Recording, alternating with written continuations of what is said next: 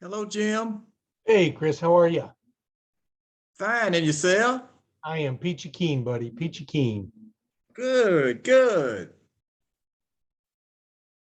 So you having a good week? Yes, I am. That's Making excellent. the best of it, Jim. That's excellent, man. Let's see. Where is the?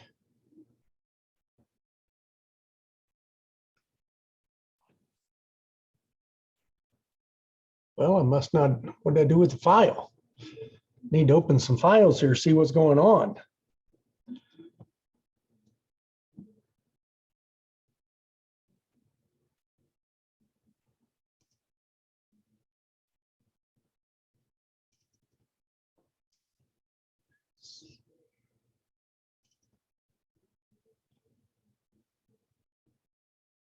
Huh.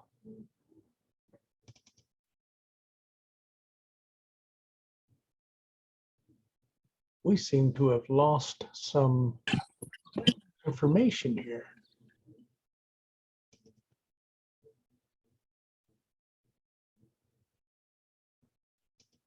Hey, Lacey.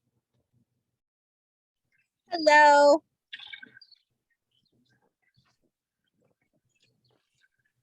Hello, Miss Lacey. Hello, hello. How is everyone this evening? I am Fine, and yourself? keen. You can say hello.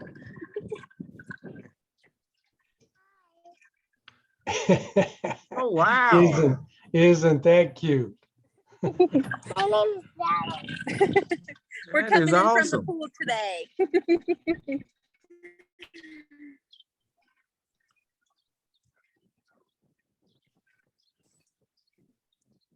I think we may have that type of weather next week. It's a little windy today. Yesterday would have been a much better day to go, but we couldn't make it then, so we're here now. Yeah, I don't think we're going to get the pool weather for a while here in Chicago. In July, right? Yeah, well, I remember one year, 4th of July, one of the very first years I moved here, and we used to have a big family get together on the lakefront, and we all decided to jump in the lake, and just about froze our tushes off, and came back out, and somebody checked the water temperature, and it was 48 degrees on 4th of July weekend. Whew, that's So cold. yeah, it takes a little while for that lake to warm up. They say Lake Tahoe, it only changes about 7 degrees between its coldest and its warmest. Oh, that's kind of nice. Yeah, no, it's cold. Oh, it's always cold? Yes, always cold. Because Oh, that's well. a snow melt. Okay, well, not so nice then. Good for the fish, I guess. That's right. Hey Jim, hi Lacey. Hey, Srini, how are you? Yeah, if you guys want warmer temperatures, come down to Austin. July 4th, it will be 100 plus, so. Have you ever floated that river that runs through San Marcos? Oh, the Comal River, no Jim, not yet. Every time we used to go down there, I would always drive up there. Yeah. And it seemed like every time I was there was always a bunch of people on their inner tubes floating down that river. It's like Yes. being at Disneyland, but natural. Yes, exactly. It's a natural river, actually. Yep.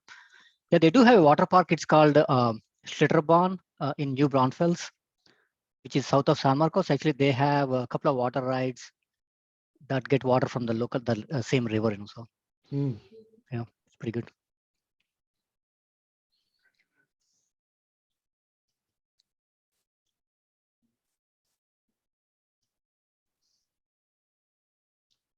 Mr. Darryl Murphy, Trevor, good evening. Jennifer, sir. Claudia, good evening. Alicia. Good evening. Hello. And Holly. Evening. Evening.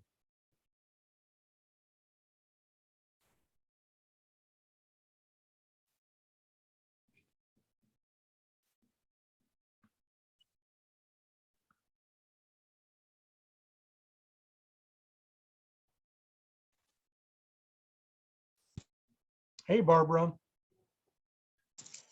Hi, I had to use my phone. I can't, for some reason, my computer will not let me into your meetings. So, I don't That's know. okay. As long as It's you're always, in, that's what's most important. well, it's always asking for you know, how you put the Zoom and then you have to put a password. So I never make it because I'm like, I can't get it on. So I just said, well, maybe I'll try my phone. Daryl said, try something else. And I said, okay. Anyway, how are you today? Peachy keen, peachy keen. Hey, Kevin and Fern, how are you guys? Hey Jim, I'm good. How are you?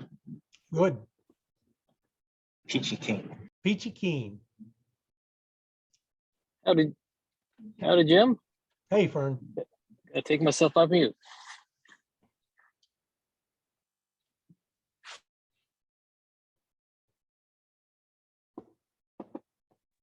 Good evening.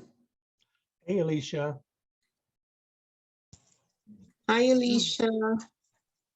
Good evening, Barbara. We are going to have a conversation, you, me, and this computer. You know what I've been doing is I've been tapping the second link that's on the calendar, not the one that shows up in the location, but the Oh, one that shows up after it says Zoom meeting. oh, maybe I should try it. Because I'm like, I don't think I've been on for weeks because I've been like, I never can get on. So No. Daryl said, just try another device. I'm thinking the only other device I have is my phone. So let me try that. So it apparently works. Good. Hey, Rich. Hey, how's it going? Good, good.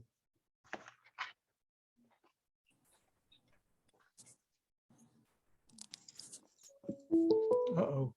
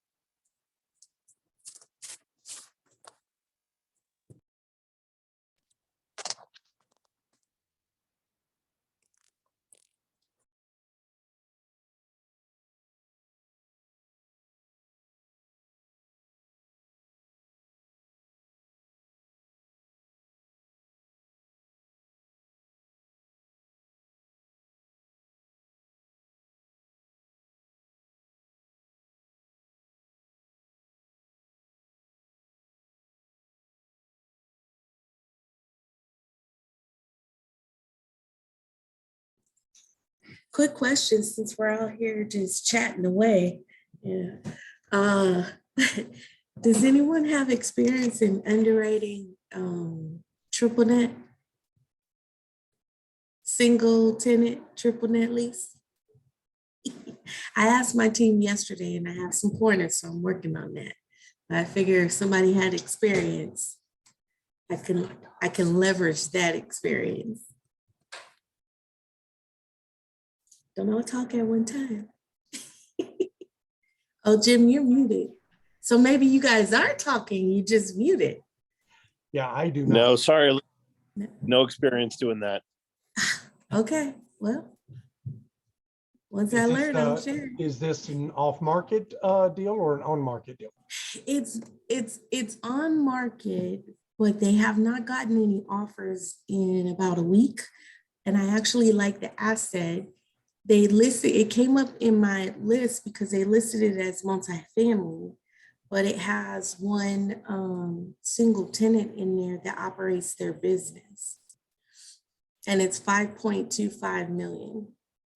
And is it, how long is the lease for? 10 years. 10 And they're 1 year, they're 1 year in. My husband actually has experience working with the tenant because they're in the healthcare field. So, you know, if that one tenant falters, I have a backup because he could actually run the business if needed. And the tenant that is there, is it a big organization or a, No, okay, it's the mom and pop. mom and pop? Yep. And what is the rent escalator? It is.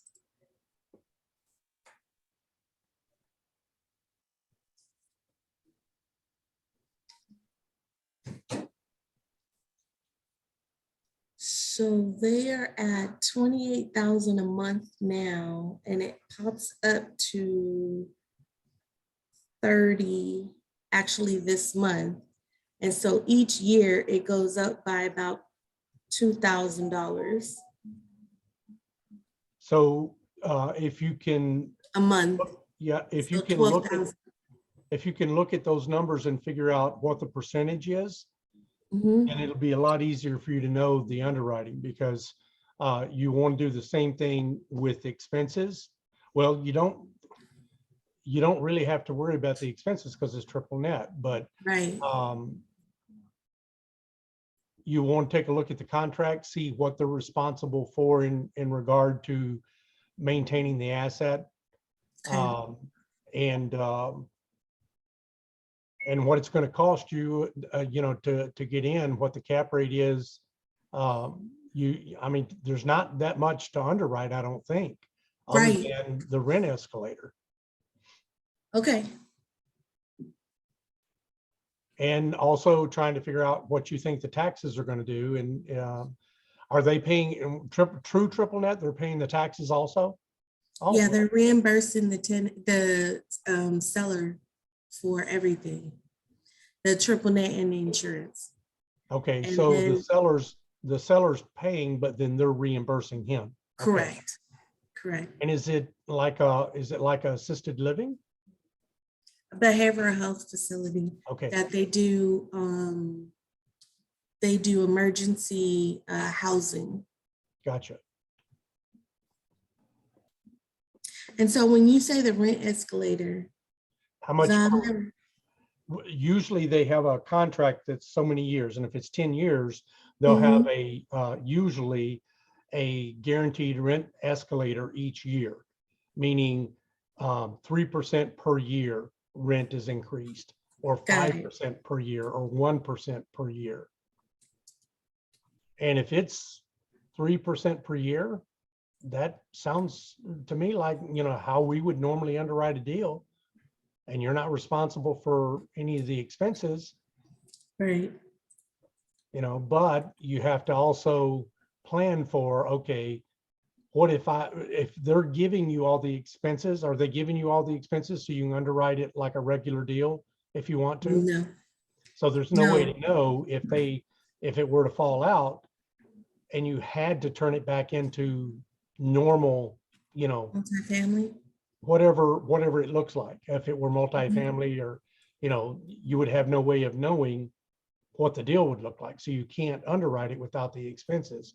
So the only thing you could do there is take market rents, figure out what they are, and take half of that as an expense ratio, and hope that those expenses would fall into that category, and say, okay, does this make sense with this asking price?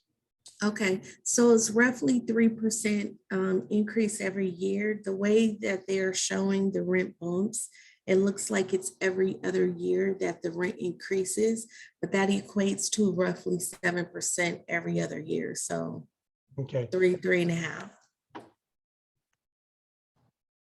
yeah, you're usually going to have to pay a little more because it's a triple net Yes. than what you would pay if it were regular. But that's risky with that type of, unless you have a state contract. If you have a state contract, I mean, that's, you know, I would, and you said your brother might be able to back it up and My run- husband. Your husband, okay. Yes. And Even better, right? well, potentially, but does he have the ability or possibility of getting a government contract for the same thing? That's what I would try to look into. Yes, because we're considering going, well, we're building this on the back end for Plan B for this facility, but any facility for a veteran program. Mhm. And so that's like one of our ultimate goals, because, you know, we talked about that before, which I'm working with Rhonda on that as well. So, you know, that's the backup plan for this facility. That's a great backup plan because there's a big need, and things like the VASH program could help you. And that's a guaranteed tenant, especially if you could give them a similar deal and they would accept a 10-year contract, which they very well might. So, Okay. okay. All right. I don't think we're going to get anyone else on the call. So first thing I want to do, because I'm not sure everyone is aware, I just found out here a little bit ago, and like to share some great news about some more bulk package deals that some of the guys have been working on. So I don't know who wants to step forward and talk about it.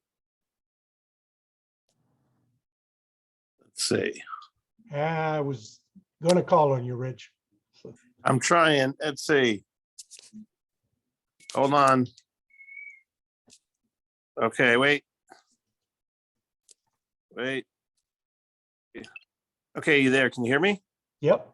I was on mute and I'm using my phone right now. So yeah, we're having a lot of good success on Team 4. We're working on 4 different properties, 2 in Ohio, 2 in Indiana. Combined units are like over 400 units. The combined purchase price between the 4 about 24 million. The broker did some, right as we put in the LOIs, they shared updated financials, which we're kind of going through those. We're not seeing a whole lot of changes. It looks like we're kind of in the running here, and we just got to kind of put some final information together on how we're going to close this transaction and share it with them. They're allowing a walkthrough next week, which we're going to try to get one of our team members out there to at least 1 or 2 of the properties. And then if we make the final, obviously, if we get a signed contract, boy, I'll be flying out to all of them. So it's exciting. It's a little overwhelming at one time like this, but it's nice that we feel that we can reach out to the network and have a lot of support as well. So. And is this the same original 4 that you guys were looking at? And we were talking about splitting up amongst teams, and Team 6 was helping you guys on? Yes, that's correct. Okay. And as far as local Indiana and local Ohio, do we already know who on the team would be able to cover? Let's see if I can find. Yeah, we have 1 in Indiana that can reach one of the properties pretty easily, and then it's about a 3-hour drive for the second property in Indiana. Then we put a request out on the Slack asking for some help through the network of boots on the ground in Ohio. What part of Ohio is that? I knew that was going to come up, darn it. And I don't have the map right in front of me. I'll definitely, I can shoot it over to you. Let's see. Let me try to, for some reason, my screen went out on my laptop and it's driving me nuts. But I could definitely shoot over a map of the area for you. Sounds good. And were these in USDA areas, Rich? One of them is. And the rest are not? Correct. Okay. All right. And I don't know how the pricing breaks down, but 24 million divided by 400 is roughly 60K a door. Is that right? That sounds about right. Okay. And we definitely meet 1% rule on all of them. And yeah. And some. And And do what we, is Elkhart is an interesting little area where it needs a little TLC, and we reached out to the Economic Development Department, and they were real excited when we told them we were going to go in and try to do some value add, fix up the property, and they shared some information about construction going on in the area, an on-ramp that'll give the property more visibility. They were sharing information about how they desperately need housing in the area, and it's busting at the seams. So, and they were really nice. They were saying, come on out here. We'll definitely host you and show you around. So that was positive. and 3 of the assets are in or around Elkhart, is that, or 2 of them? 2. 2 of them. Okay. Now they're a couple hours apart. I shouldn't say around, but I mean, it's still kind of around. Okay. So one's in Elkhart and then one's in closer to Lebanon. Lebanon. Okay. Let's see. Are you talking And- about Ohio, or did you say Ohio? No, Oh. those two are Indiana. Okay. Elkhart, Indiana, and Lebanon, Indiana. And then in Ohio, Let's see. And my apologies for my laptop not being up. I was no, trying that's to. okay. We're just trying to Oh. get some rough ideas here of how we might be able to help you guys take them down. One of the things I was going to suggest is many people as you can get from the team. I mean, Mhm. we don't need to overdo it and have 10 people there, but having a couple of the partners show up is always a great sign if you can visit each of the properties. Even if you have to kind of bring somebody on board temporarily, to walk the Ohio properties and then somebody to walk the Indiana properties, it makes a big impression on the broker and his suggestion to the seller, hey, you've got 3 LOIs on this and only 2 of the owner groups actually showed up and toured the properties. Yeah. Okay. And we're getting really good response from the team. They all want to be engaged. Nice. And then we're going to probably need some help for Ohio. Well, I know we have here in the group, we've got several people. I think that's why Christopher was asking. He's from Kentucky. I'm assuming he's from Northern Kentucky, which shares a border with Ohio. So if it's anywhere around Cincinnati, he might. I don't know. Are you within driving distance, Chris, of Southern Yes, Ohio? sir. Okay. And of course we got Shaka, who yeah. lives in Ohio. Came up earlier, but actually there is a map in the drive. I've got a different laptop now. I'm going to get to, and I'm going to try to share.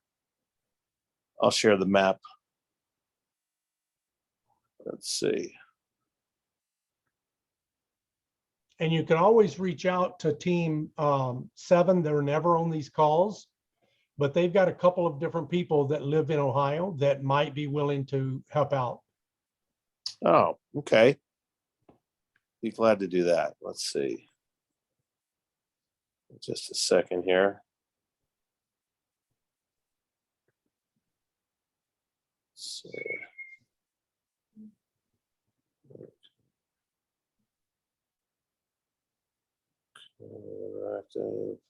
And team 8 has someone that lives in Ohio. huh, okay. Let's see. Slate run.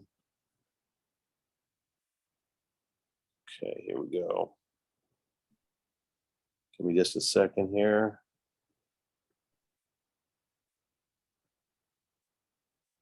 Nope, we have part of it on the drive. It looks like we don't have all of it. Let's see.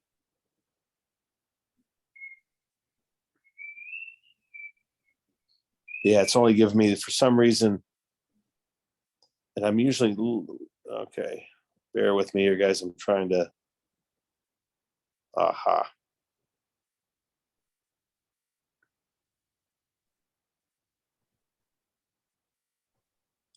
Let's see.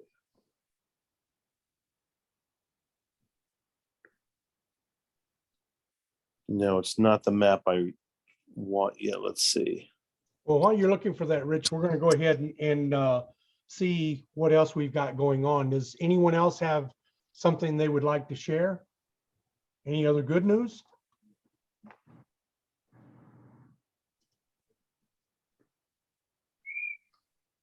Yeah, Jim, gonna be heading down to Columbia, South Carolina Monday to start due diligence on Tanessa's deal. Fantastic. Was that Tuesday morning, Daryl, or was it, there's someone else that I think has a deal in South Carolina? I don't know about that. I wish I would have known. Okay. I'm trying to remember who it is. So no one here in the group has a deal in South Carolina going on right now that if Daryl's going to be down there, he might be able to give you a hand. Okay. All right. I'm going to take that as a no. Daryl, how are we doing on some of the other stuff? Dayton is coming along. Okay. Yes. Okay. So Dayton is coming along. I sent out the investors packet.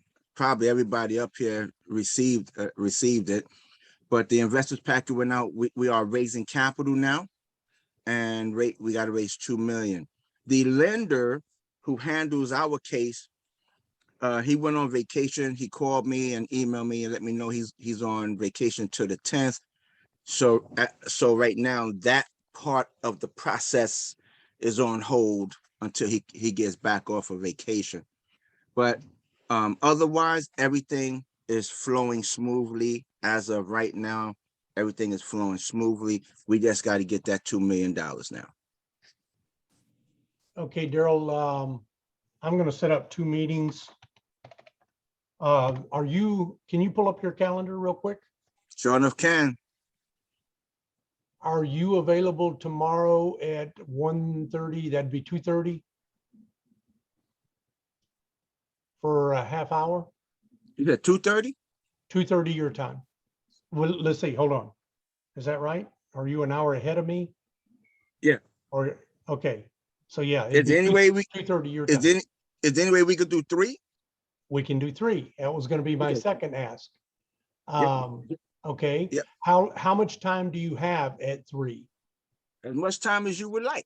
Then let's take an hour and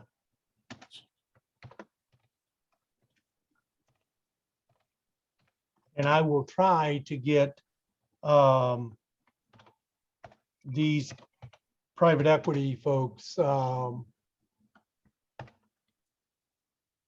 on a call with us. Both of them have expressed an interest in some smaller deals, and see if we can get that $2 million deal done. Fantastic. And I'll be there. and the scope of work, I know you'd been talking to George. Is there have you got an actual construction schedule that you've started working on? And yes, it was sent to me. I have the total construction cost, everything of what it's going to of the total cost of everything, and it is within our budget. We're doing very well there, and matter of fact, it's probably even a little more, because he did cut me a little slack because I'm one of the team members. But so I do have the schedule. I do have a total itemized breakdown of the interior exterior costs and renovations. okay, all right, excellent. Okay, Also, I do have a draft of the closing costs. okay. All right. And we're scheduled to close June 1st. So that's less than 30 days. Yeah. So we need to kick it into high gear. We need to get, next plan needs to be, I would set up like a phone bank and get all the team members calling as many people, and I would start from here on out every day you need to know where are we with the capital raise? How many people did we call? What was the response? Put together a spreadsheet. Maybe interested, needs more information, not interested at this time, interested and is willing to commit X number of dollars, interested, needs a follow-up, but we need to know literally every day, because the capital raise is there's going to be a lot of shit hitting the fan, but that is going to need to be the number one priority. And we need to put someone, you're going to be doing a lot of the deal stuff. We need to find someone who can kind of drive that piece of it and literally have a daily check-in. If you're not having a daily phone call about capital raise, at the very least, you want to have that spreadsheet up and updated every single day. Have each person updated it. I made this many phone calls. This was the result of, and if you can't name the investor, then at the very least, give the investor an initial or a number or something, so we can say what happened with investor number 1, number 2, number 3. Sounds good. That's a winner. And I'll give you guys a little piece of advice when you're raising capital. No matter how much time you have, keep the calls as short as you can keep them. And literally, you can know within 30 seconds what you need to do. And you can either hang up. Well, in 30 seconds, you know what you need to do, and you need to hang up. Let me just put it that way. Don't try to sell the deal. 30 seconds and hang up. Put a timer and get a little timer, a 30-second timer from the dollar store. Set it for each call. When it dings, say, hey, oh, I'm sorry, I've got another call. And they'll hear the ding. And your call needs to be something along the lines of, hey, Srini, this is Jim Biggs calling. I know that the last time we spoke that you said that you wanted me to keep you informed about any deals that I've got coming forward. And we have a deal right now. I know it's probably not the perfect deal for you, but are you interested in taking a look and see if you want to be in on the deal or not? Dean, oh, Srini, I've got another call. Is that a yes or a no? You want to follow up, or no, you're not interested at this time? You want some information? Srini, are you still with me? Yeah, makes sense, Jim. Because I know if not every call is going to turn into a. And if they say public transaction. yes, just say, okay, great. Can I schedule a follow-up phone call with you? Yes, you can. Okay, what's a good day in time for you, Srini? And then just write that down and hang up. And make the follow-up phone call longer for explanation. But as soon as you end that day, you want to follow up with an email saying, hey, Srini, just needed a couple of more pieces of information for you in preparation for our phone call on Friday at 3 p.m. So Okay. you don't need that phone call. What you really need on that phone call is just a yes or no, yes or no, yes or no. Expect out of every 100 people that you call, most of them are going to be a no. No, it's not the right time. No, I'm still thinking about it. No, this, no, that.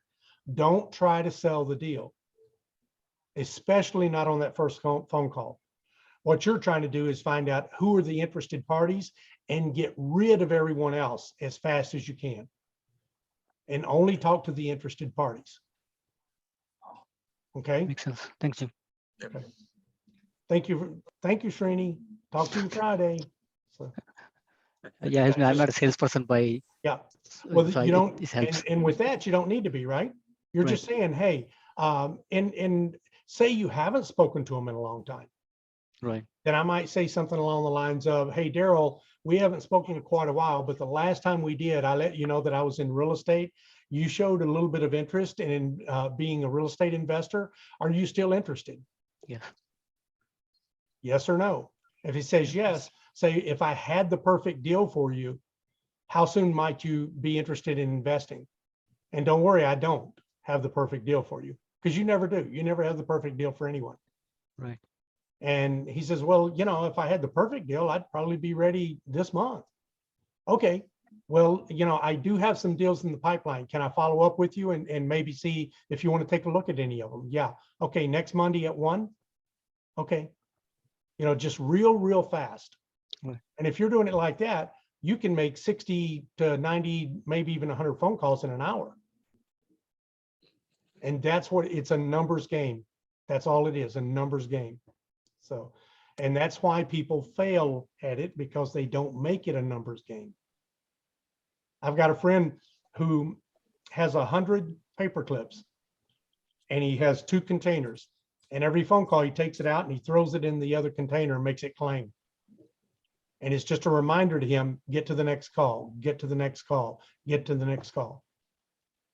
So, okay. All right. Team 2, have we officially migrated into a single team with, who was it? 2 was going to go with 3, is that 5. right? With 5. Yeah, Yeah, 25. 25. 25. Anybody from 2 or 5? Anybody from team 25? I'm here, Lacey. Lacey, is that 5? Is you guys? That's right. That's right. All right. Are you the So- only are you the only one on the call tonight? Chris don't know. Gibson's on 2. I'm here Where's- too. And Chris is here, and The gig is here. okay, Cedra's here. Okay. I'm with team 2 Letitia's here. too. Okay, and Claudia's here. Okay, all right, Claudia. great. So we've got great representation. So do we have any progress? I know that Cedra and I spoke this week. She has a property in Marengo and she's putting together, she met with the Economic Development Committee. I don't know what the outcome of that was, but she was putting together some presentation work for you guys. Just to let you guys know, I thought I got Marengo mixed up with another city that is just west of DeKalb. Marengo is actually in McHenry County on one of our major interstate highways here in the Chicagoland area. It's literally halfway between our largest city in the state and our 3rd largest city in the state. And our 3 largest cities, by the way, are all up here around Chicago. They're all what we would commonly refer to as Greater Chicagoland, but it sits halfway between Rockford and Chicago on I-90, the Jane Byrne Expressway. And they just finished putting in a new on and off ramp there. And the last city they did that to was another city just west. I think it's just west. I think Huntley is west or east. I forget which way. And that city has been blowing up the last 2 or 3 years because of that interchange, because the state puts those interchanges where they want to see growth. And that's all I know. I don't know any more. Oh, I do know one more thing. Marengo is home to the largest train museum in Illinois, and I think one of the largest antique train collections in the country. And it is a real popular destination for trainees. Trainees, or did I mean trainees? Really, jokes like that are about as funny as a screen door on a submarine. So enough with my kid jokes. So anyway, I know that she has a deal there that the rest of the team, if you guys don't have something else going, let's get on board and help get a deal to fruition. And I think, Lacey, did you say that we did not win? We lost out on the RV park deal? Yeah, the 31 unit mobile home park in Georgia. Oh, the We got 31 the in Georgia. verbal okay, and then yeah, we had the verbal okay, and then the seller after the weekend, he said he needed a cash buyer. Okay, all cash buyer? Yeah, Did we- 100%. Did we have a chance to underwrite the deal? Yeah, it didn't make sense. It didn't work for our business plan with 100%. Okay. And remind me again, what was the price tag on that 31 units? It was 1.3. I am looking at another mobile home park / RV park in that same Georgia area. So I'm underwriting that one. Things look promising. I have an email out to the broker and I'll give them a call tomorrow. I just found this one today, so Okay, we'll work on that one too. okay. Let's see, was there anything else going on, Team 25? Any other possibilities? We found a 48 unit right here in Dry Ridge, Kentucky. It's Warsaw Place and Crittenden Place. I asked them about the whispering price. They said the 2.1 to 2.2. And then I actually called him today, or excuse me, that was in the email when he gave me the whispering price. I called him today, and he said that someone else is kind of coming hard at it, and that that whispering price was going to be, looks like around 3.3, or excuse me, 2.3 to 2.4 now. So, and that's for 48 units in Do two we- separate places. Okay, how close together are they, Chris? One is literally 5 miles from Susan and I, and then the other one is literally 8 miles from us. Okay, so we have to underwrite them separately and potentially, I don't know if we could get a loan if they're not close enough together. We might be able to get a portfolio loan, a bridge loan. Do we know what the average rents are? Uh, 619, Wow. and they can go up another 100, and Okay, but they hold on are a second. Who else has looked at this deal with you, Chris? no one. All right, So far. everyone on this team 25, literally drop everything that you're doing and look at that deal with Chris as quickly as you can. And if you guys think that it works, do not put an LOI, put a contract on that property like right now. If average rents are 6 something, you're buying it at 45, 46 a door. You're already at like a 1.5% rule. And if you can push rents another $100, you're almost at a 2% rule. Anything you can buy in that, unless it's literally falling down and you're going to take over a rotten goose nest, that sounds like a deal I don't need to ask very many questions about. Section 8 is housing. Christopher, Okay. isn't that the LIHTC building? Yes, it is.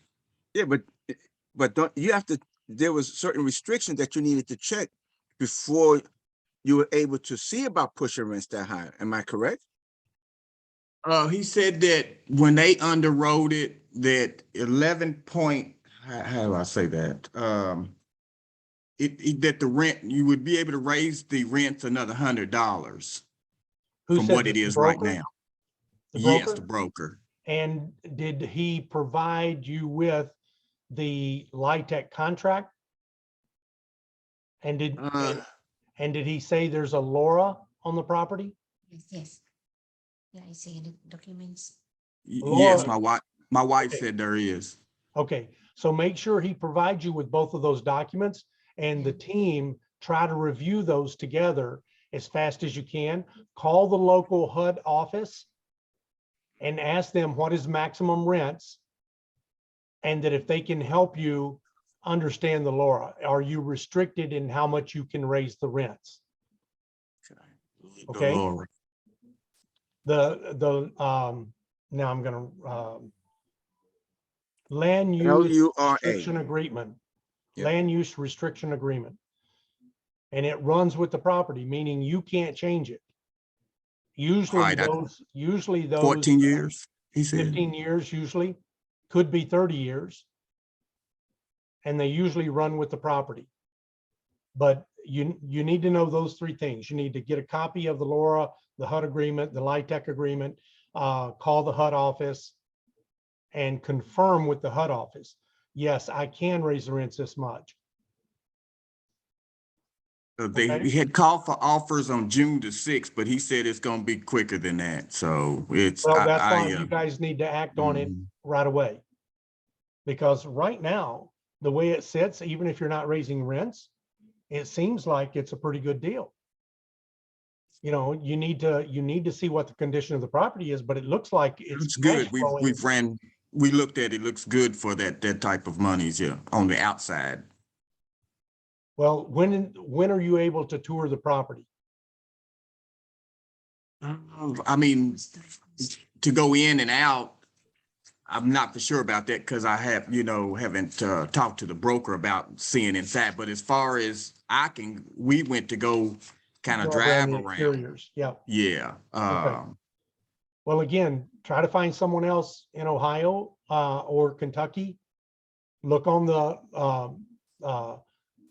what's closer? What's a close big city to you other than Cincinnati? Florence, Kentucky, Lexington, Lexington, Kentucky, okay. I think Georgetown. we have a couple of members that I think we have a member in Lexington. I'm certain we have a member in Cincinnati. So, you know, on the GOB network drive, look under the advanced search feature and find out who lives within 75 miles.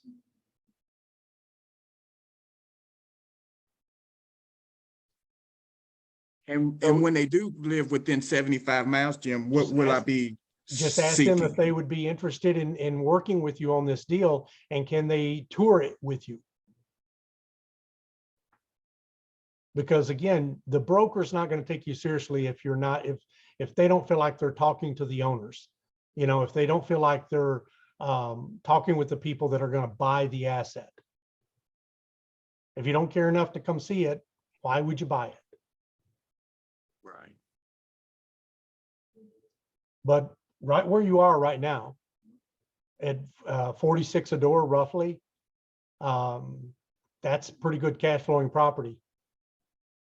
If you're buying it, if the rents are already over 600.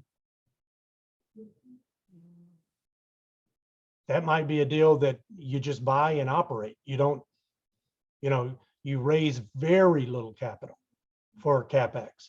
You know, if you're able to just operate the property, keep it clean, make sure that all maintenance requests are handled immediately. Don't make excuses, just get it done, get it fixed, run it like that, and just operate on efficiencies. And that leaves room for the next buyer if they want. That's if you don't want to keep it. But when that LoRa runs out, those things, you know, usually the value goes up substantially. The operating expenses is really high on this. Looks like they've done a lot of you know, they've even paid the 401k, and they've done some, you know, like operating expenses very high. Yeah. Well, it sounds like an individual is running his whole business through the apartment complex. And they've had it for a long time too, as So well. if he's paying himself a 401k, he might be paying his wife a 401k. He might have a car payment coming out of it, you know, all kinds of things like that. Have it paying for all of his family cell phone bill, just paying for marketing costs that he's putting somewhere else, all kinds of things that he might be doing. Paying himself an unreasonable salary. You just, you know, paying someone, a friend, to do the maintenance work and paying them twice what it's worth. You know, you just don't know. The only thing you want to look out for on those expenses, is there anything that is like water that's out of the ordinary? Anything that would indicate that you've got major leakage problems in maybe a boiler, you know, heating systems, plumbing, things that are not easily or cheap fixes. And in your due diligence, you look very hard, you know, find out when's the last time a roof was replaced, when's, if it's a brick building, when was the last time the entire building was tuck pointed, you know, just simple things. How old are the windows? Are they vinyl? Vinyl windows, you know, cheap, energy efficient, but they usually don't last more than 20, 25 years. But I would start looking at that one quickly and hard, guys. Okay. Thank you, Jim. Team 25. How about team, is team 3 still working alone, or are they working with someone else? We have We're still on our own. Hey, We have 7 people. all right. We're doing well. Jennifer. We're going to have on our next call, we're going to determine if we want to see about adding more people, or if we want to just, stay strong at 7. I like that 7 number. I 7 or I do 8. too. Yeah. So we're going to see if we can pull it together with 7. I think that's what we'll try to do. So we'll see where everyone's thinking about that. Do we have any potential properties on the horizon, Jennifer? We still have our 14 unit, in Jacksonville, Arkansas, that we've been talking back and forth with the With Billy and, okay, and so I think we've kind of negotiated to something about 990,000. So we're just working together to do a little bit more due diligence, and then I think we'll see about taking this one down. okay, great, fantastic. Team 7's not here. Team 8.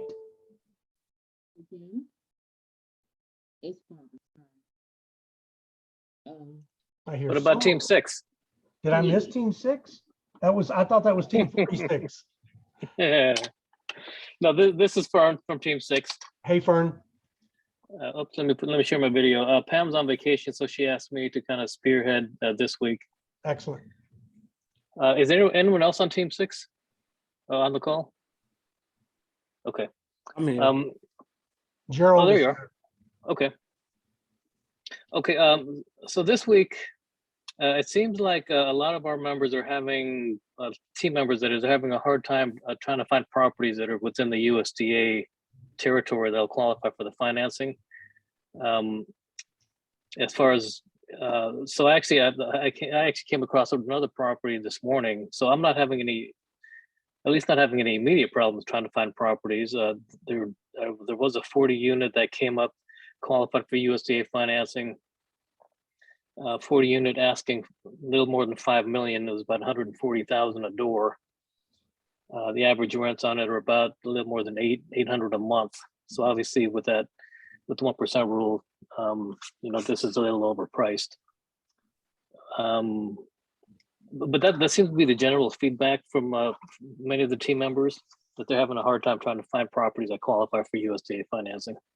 So we've got New York, Maryland, Pennsylvania, Virginia, Pennsylvania, Washington, and Texas. Although, is Derek actively working with you guys on team 6, Derek Bridget? I believe so, yes. Yeah, Derek is. Okay.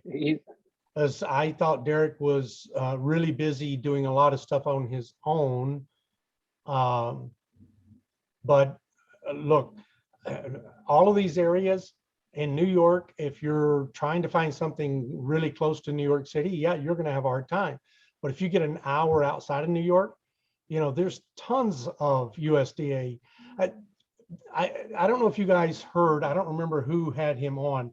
I listened to, I think his name was Bill Pace from the USDA. He said that, what was the number? 82% of the land mass in this country is USDA. That means 82% of, not 82% of cities, but 82% of the land mass. They go up to city sizes up to 25, even 35,000 people sometimes. If you think about how many cities there are in the United States, there's a lot. I just can't imagine that you can't find deals. I'm going to challenge anyone that wants to tell me right now we can't find. I bet you in 10 minutes I can find, for team 6, I think I could find 3 properties within the next 7 minutes. And Jim, I would not take that bet, because I know that you would win.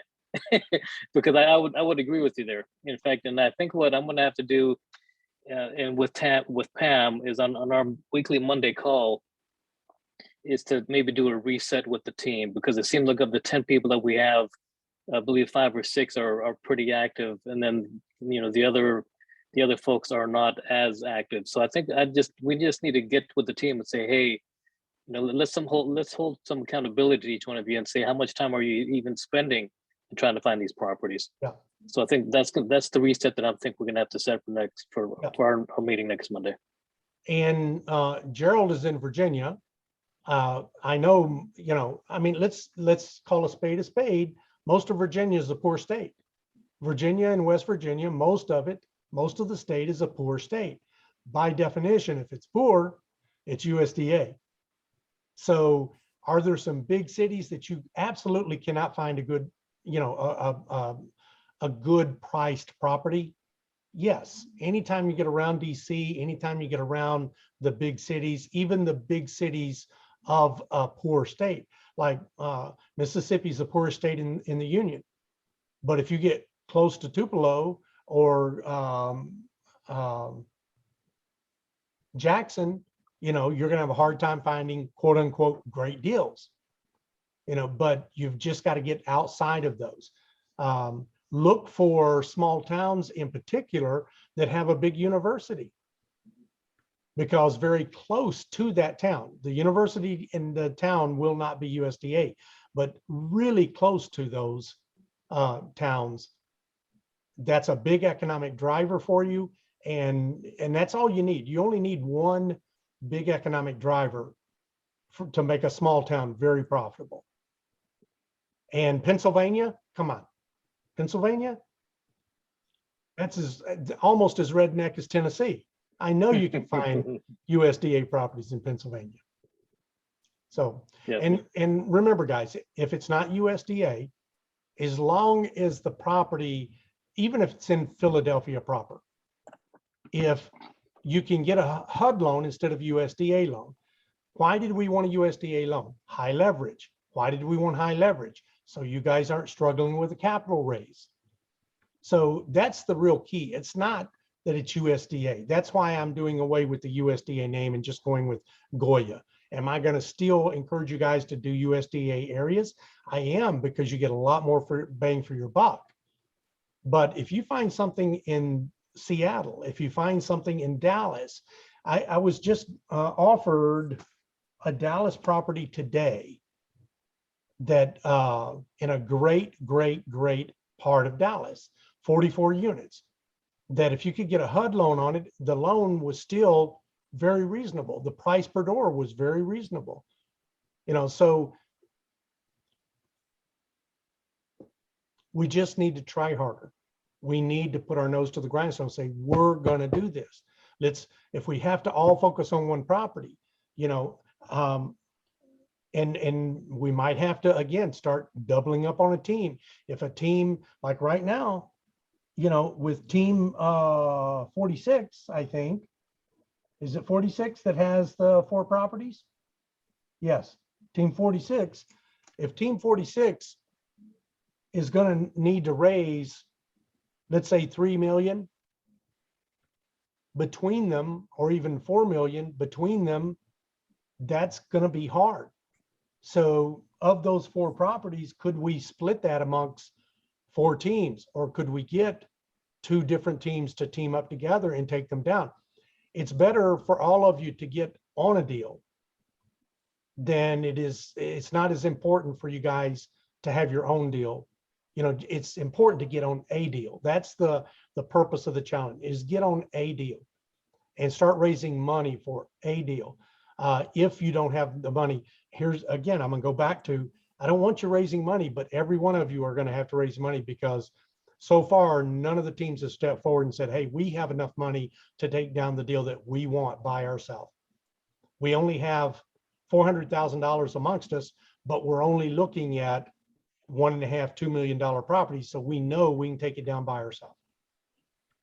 So far, not any team has done that, which was one of the keystone principles that I wanted you guys to work with. But having said all of that, I'll get down off my soapbox again. The key here is for you guys to own a property in 90 days. That's the key. Let's do whatever we have to do to make that happen, but let's not get out over our skis and do something foolish that causes us to lose money.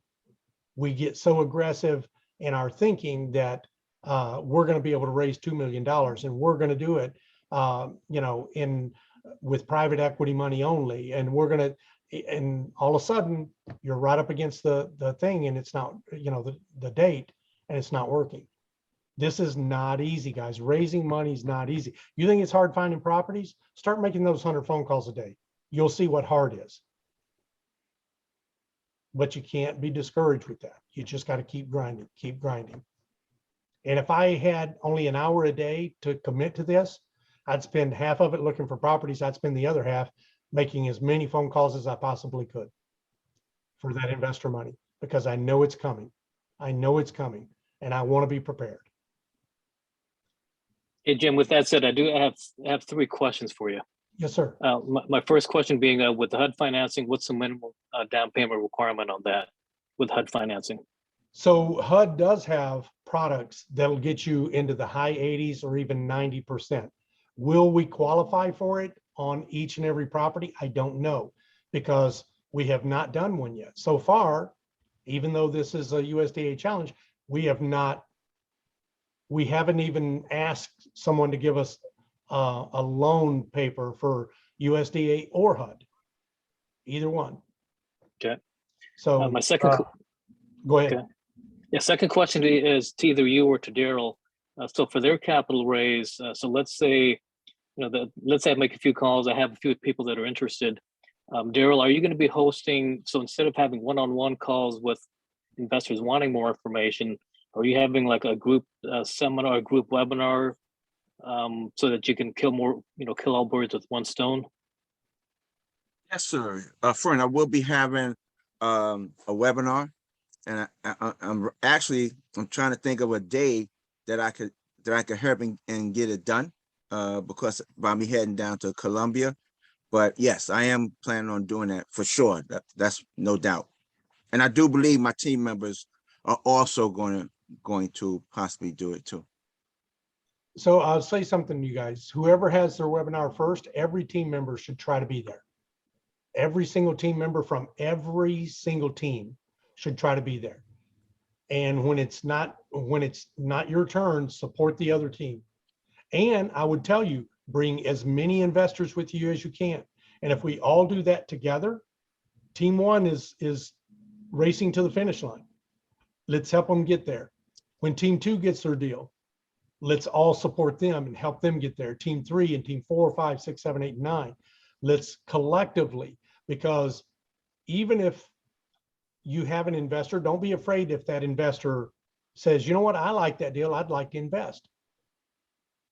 We'll figure out what that looks like.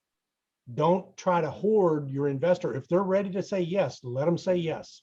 Okay. But most importantly, what's probably going to happen is they're going to say no. But every no is closer to a yes. So if I were team 9, I'd be trying to get all of my investors at 8 other seminars so that I could ply them up and get them used to the right questions, get them used to being asked for money. And by the time I come around, hopefully they're finally ready to say yes. I want to warm them up. I want to get them ready to invest. And the more webinars they watch and are able to listen and ask questions, the more comfortable they're going to become. And they'll go, I thought that was a pretty good deal. And they raised the money for it. So I guess I was right. And then the second one, they're like, I didn't even think it was that good a deal, but man, they raised all the money for it. Maybe I was wrong.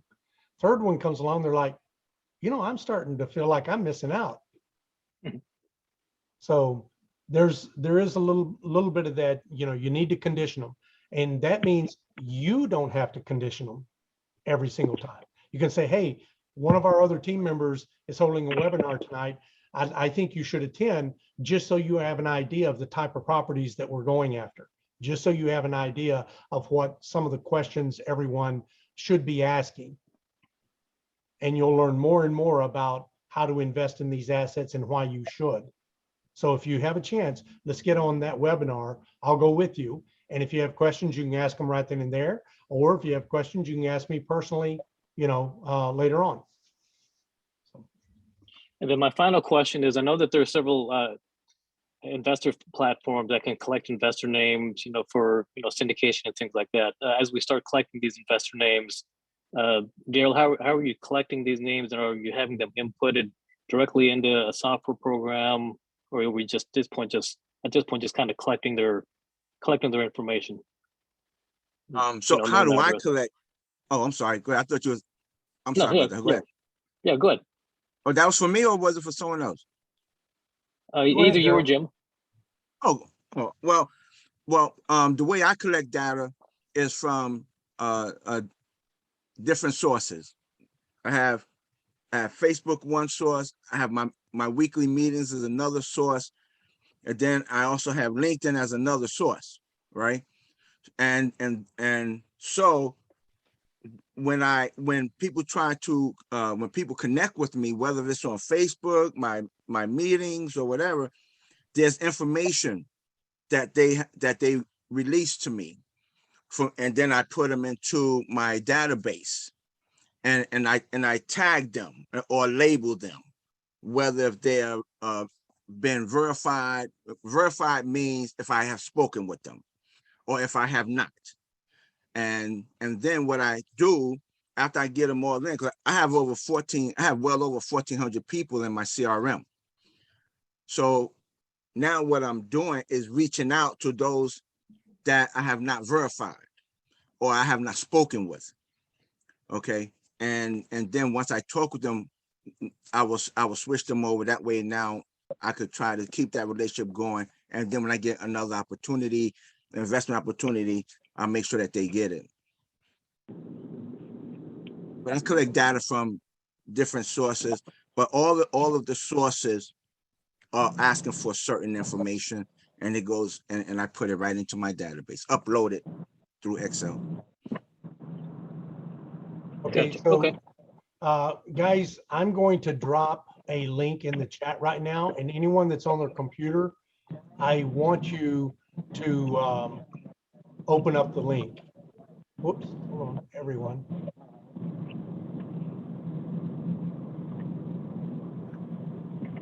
And just call out I whenever you have it open. I Yep, I have it open. Aye. Aye. Okay, so we have several people that have it open. What is that? And where did it come from? Contact list. Contact list, which is where? in the GOB network. Yeah. On the GOB drive. Yeah. That drive, this is a list of professionals by industry: chiropractors, dentists, physicians, veterinarians. So I don't know how many people are on this list, but if I were to open one, let me just open one that's in Excel because it'll tell me the number.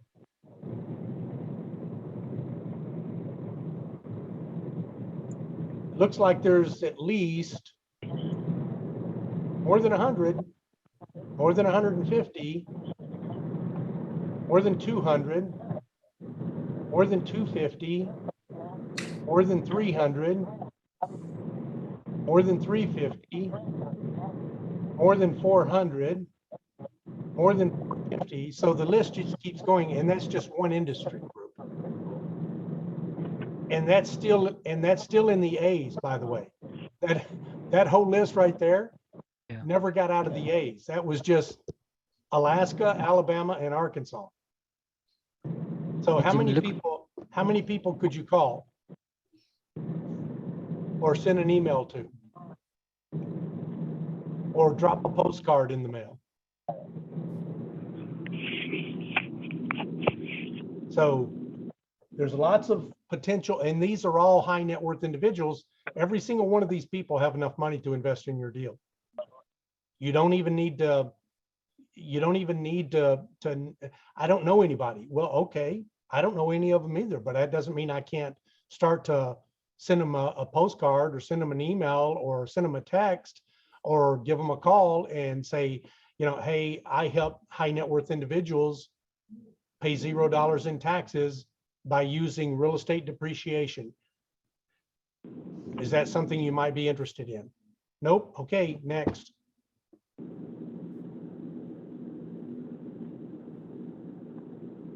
Yep, great tip. Thanks. Okay. And you guys, probably no one even knows that's on the Google Drive. So is that a valuable resource? Yes. Yes. That's only Yes. one little bitty resource on the Google Drive. There's millions more just like that. So if you're not in there poking around, think of that thing as a giant library, all built around real estate. If you could go into your local library and it had just nothing but every book on the shelf is about real estate. That's what this is. This is your library of knowledge for real estate. And trust me, it's not complete. But all of the resources you need to make this deal happen or any deal happen are already there. All right, guys, 7:09, I'm going to call it quits. Everyone go get a glass of their favorite beverage. And 9 months from now, if there's any surprises, you can name them Jim or GOB or Jeroma or corn like that belongs in a field. Javelin. So, yep. All right, guys. Good night. Have a good night. Thanks a lot, Jim. Bye, everybody.